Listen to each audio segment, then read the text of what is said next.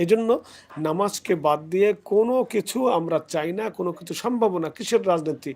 এজন্য দেলোয়ার হোসেন সাঈদী বলতেন যে, "যার নামাজ নাই তার কিচ্ছু নাই।"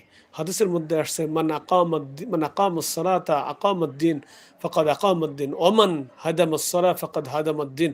যে নামাজকে ঠিক করলো, নামাজকে সোজা করলো, নামাজকে সুচারুরূপে আদায় করলো, সে দ্বীনকে সুচারুরূপে প্রতিষ্ঠিত করলো। আর যে ব্যক্তি নামাজকে পরিত্যাগ করলো, নামাজকে ধ্বংস করলো, নামাজকে নষ্ট করলো, সে মূলত তার দ্বীনকে নষ্ট করলো। অতএব নামাজ নাই তো দ্বীন নাই, নামাজ আছে তো দ্বীন আছে। যার নামাজ যত মজবুত তার দ্বীন তত মজবুত, যার নামাজ যত হালকা তার দ্বীন তত হালকা। নামাজ মজবুত কি হালকা এটা বোঝা যায় নামাজের মধ্যে সুন্নাহ সমূহকে কে কত সুন্দরভাবে, উত্তম রূপে, আদর্শ রূপে, ধৈর্যের সঙ্গে ধীর স্থিরভাবে আদায় করে।